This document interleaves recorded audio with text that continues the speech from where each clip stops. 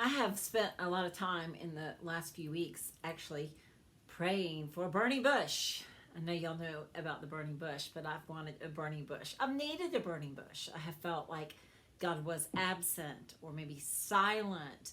And there's been so much need in this world and in my own personal life that I have actually wanted a real life burning bush. I didn't get one though. What I did get instead was an interesting encounter yesterday that gave me new energy, new hope, and it was my burning bush. And it happened inside Drug Emporium, where I was once again seeking yet another remedy to help the pain that I've been struggling with since June 13th. And I asked this man for a supplement that I was looking for, and he helped me. His name was Clyde, and he was bearded and scruffy and tattooed covered, and just a really interesting character. And we just struck up a conversation about things. And one of the things I wrote down that he said to me as he was instructing me about all these supplements, he showed me a cream that would really probably help my hand.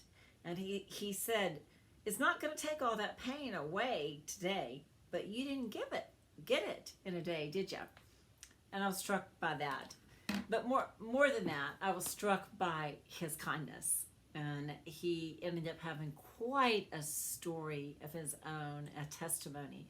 His life had once been a mess, and now he had this wonderful message. And it reminded me that God works and answers our prayers, never in the way that we expect and want them, but always does answer them eventually.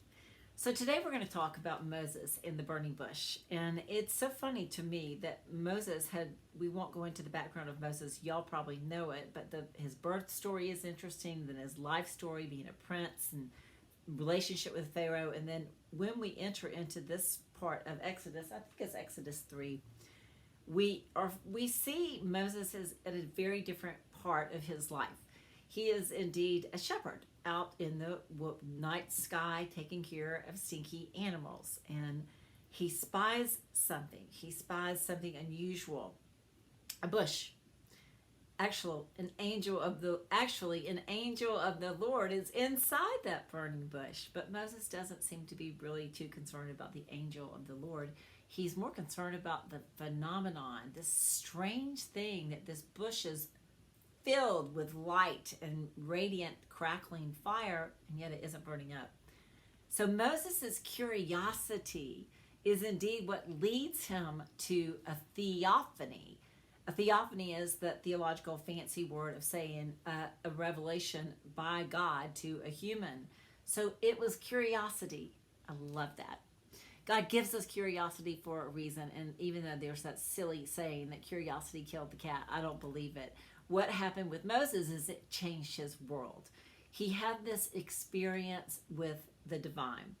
And you know, Moses was known in scripturally as being a really big talker, but he didn't start out that way. He started out with quite a past and a story of his own. And yet God, who had been silent for a while, for 400 years since he had last spoken and interacted with Jacob, chooses Moses. And it's very interesting to me that Moses is the one that he chooses, and everybody always tends to idolize all these people that God chooses to use in the Bible, and they're all so fallible, so fragilely human, like all of us, and yet God uses them.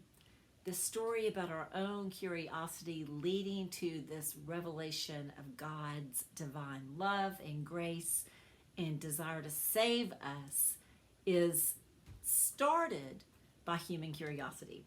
I love that. And maybe you don't find that as intriguing as me, but I do. So let's get into this a little bit.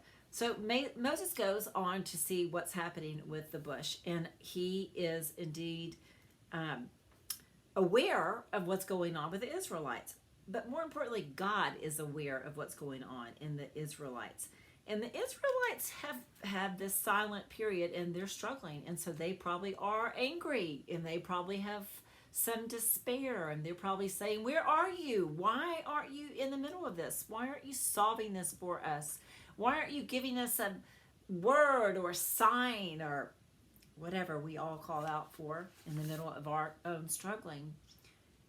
And I think that they were probably feeling pretty bereft. I know, if I can speak for anyone that's been through pain and suffering, that you do feel bereft when you're hurting. You feel alone.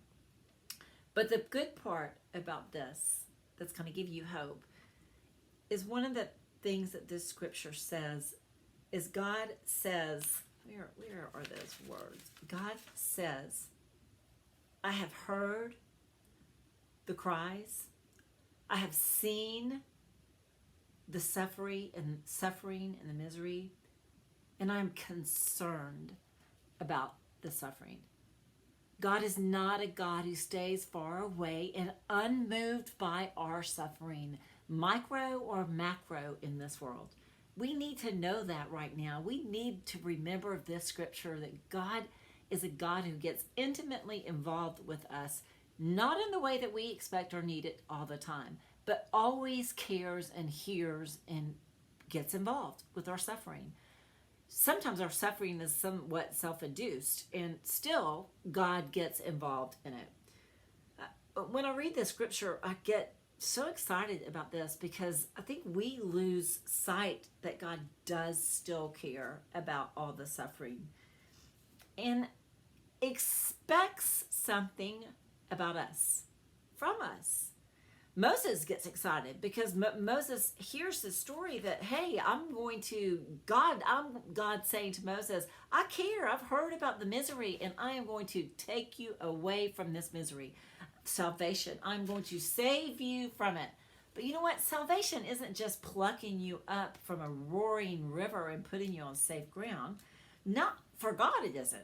Salvation is more than that. Salvation was leading them from bondage and to freedom.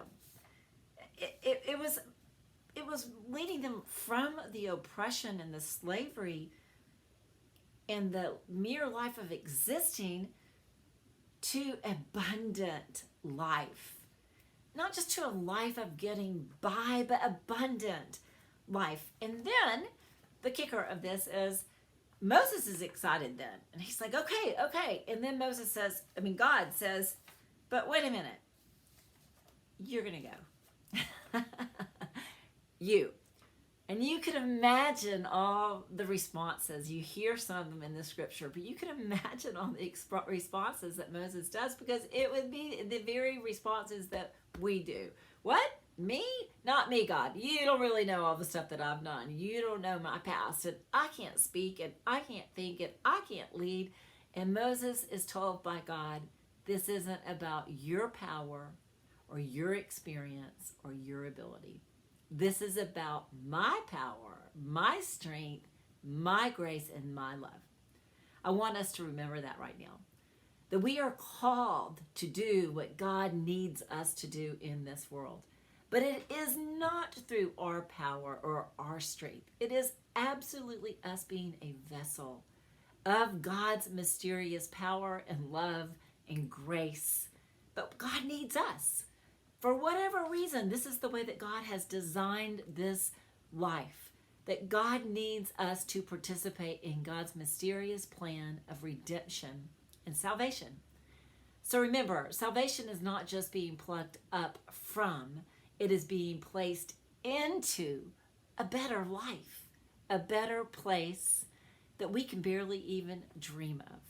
Moses had no idea what that was going to entail. Thank God that he didn't. And thank God that we don't have all the answers that what that we are being asked to do is going to entail.